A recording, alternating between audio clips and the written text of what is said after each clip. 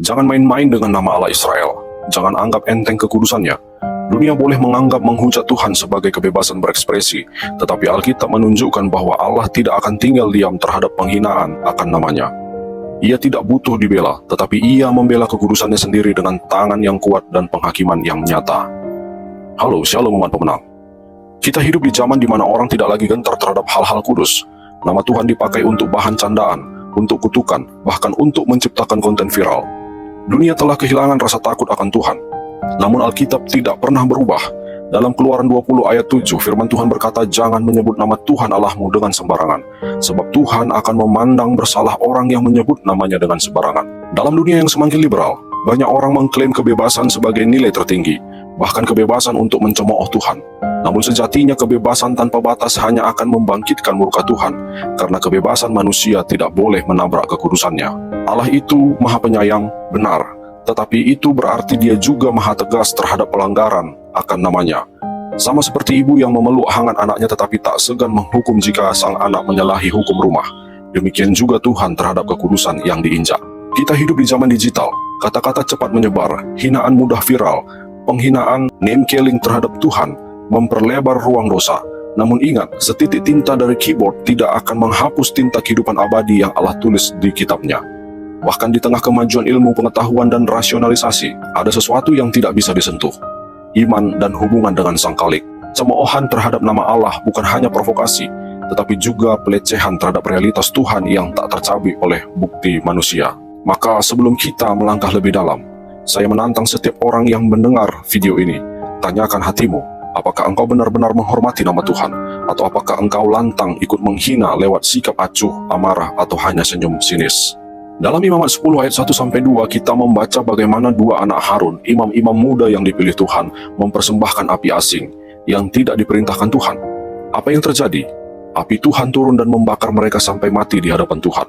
Ini bukan karena kesalahan teknis, ini tentang sikap hati yang tidak menghormati perintah dan kekudusan Allah. Mereka sadar bahwa tugas mereka di hadapan Tuhan istimewa, namun merasa bisa menyepelekan prosedur ilahi. Oleh karena itu kita diperingatkan, jangan pernah angkuh dalam pelayanan, karena jabatan rohani bisa menjadi jurang kehancuran kalau disertai dengan kesombongan. Nadab dan Abihu percaya sekilas bahwa niat mereka mungkin baik, tetapi Allah tidak menerima niat yang baik melangkahi perintahnya. Tuhan menghargai kesungguhan, tetapi ia menuntut ketaatan total, bukan puisi saudara sendiri yang indah tapi sembarangan. Bagi kita yang melayani di gereja, di rumah, maupun di komunitas, kita foto doa, penyembahan, bahkan liturgi, tetapi apakah tangan kita kudus? Apakah hati kita tunduk dan takut akan Tuhan, atau hanya mengejar apresiasi banyak orang?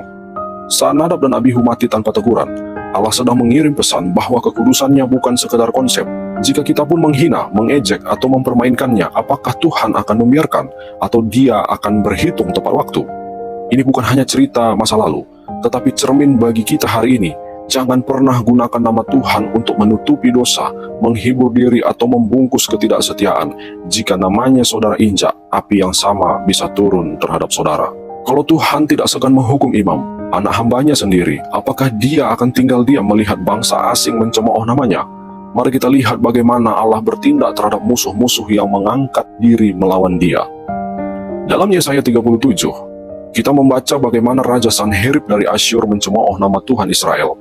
Ia mengirim surat yang menghina Allah, berkata bahwa tidak ada Allah bangsa manapun yang bisa melawan dia. Ia menertawakan kuasa Tuhan di depan umum. Tapi malam itu juga, malaikat Tuhan turun dan membunuh 185.000 prajurit Asyur. Sanherib sendiri kemudian dibunuh oleh anak-anaknya sendiri. Sanherib mengandung rasa percaya diri tanpa dasar, serasa di atas Tuhan, padahal ia hanya manusia biasa. Demikian pula banyak orang hari ini mengklaim tak perlu Tuhan.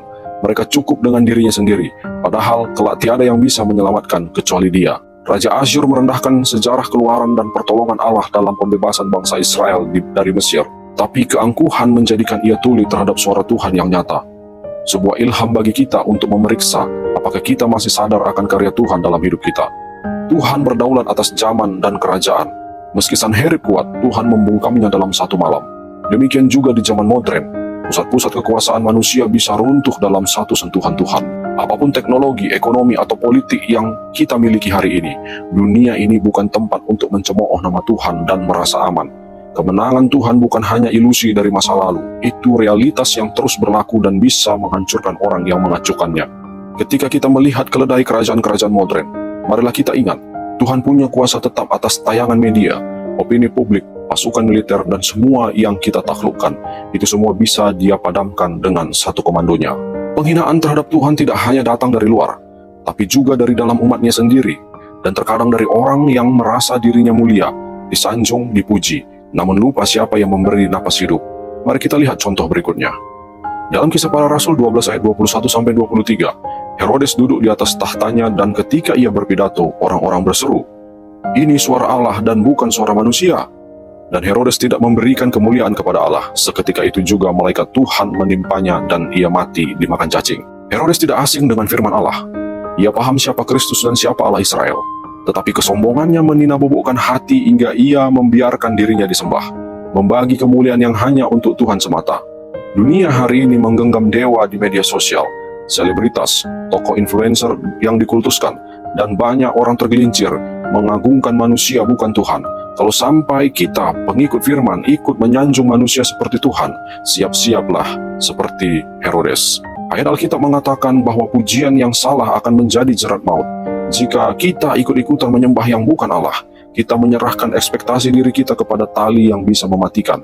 Sebagaimana Herodes mati dimakan cacing tak lama setelah dipuja manusia. Tuhan tidak menuntut penerimaan publik, tetapi kebenaran hati. Dengan diam dalam kepura-puraan dan menerima pemujaan palsu, Herodes menunjukkan bahwa ia sudah melewati garis kekudusan, dan Tuhan membalas dengan cepat. Ini menjadi teguran bagi kita. Jangan biarkan pujian manusia membuat saudara lupa akan Pencipta. Jika saudara masih mencari kehormatan dari orang, bukan dari Tuhan, saudara sedang menjalani kisah tragis yang sama, menuju kehancuran. So, sebagai kesimpulan buat kita pada hari ini, Tuhan tidak pernah berubah. Dia tetap kudus, tetap layak ditinggikan, dan tetap membela namanya. Kematian Nadab dan Abihu, kehancuran Sanherib, dan pembinasaan Herodes adalah tanda bahwa Allah tidak akan membiarkan penghinaan terhadap namanya berlalu tanpa penghakiman. Dunia mungkin berlalu dalam tawa dan ejekan terhadap nama Tuhan, tetapi di dunia surgawi, Tuhan sedang mencatat setiap hinaan. Apabila waktu penghakiman itu tiba, semua hinaan yang diungkapkan akan menjadi saksi terhadap siapa yang memilih sebelah mana. Orang percaya tidak hanya dipanggil untuk taat, tetapi juga untuk bersikap, mengangkat suara, mempertahankan nama Tuhan, dan menolak penghinaan secara tegas. Diam saat namanya diludahi adalah dosa kelaliman dan pengkhianatan. Tegas membela kekudusan bukan berarti kita menghina manusia. Ini panggilan untuk berdoa, bersaksi, bahkan bertindak dengan kasih yang benar, agar orang yang menghujat bisa diingatkan dan bertobat sebelum api Tuhan tiba.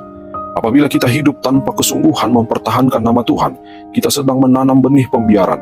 Besok, ketika kaum mundur dan nama Kristus dipermainkan, kita tidak hanya menjadi saksi, kita menjadi bagian dari kapal karam yang dibangun batil.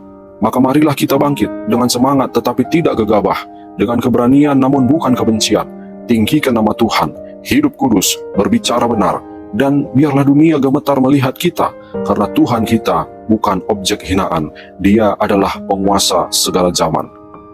Berhati-hatilah saat mulut saudara terbuka untuk menghina Allah, sebab bisa jadi napas terakhirmu adalah kalimat terakhir yang kau lontarkan terhadapnya. Tuhan mengasihi saudara. God bless you.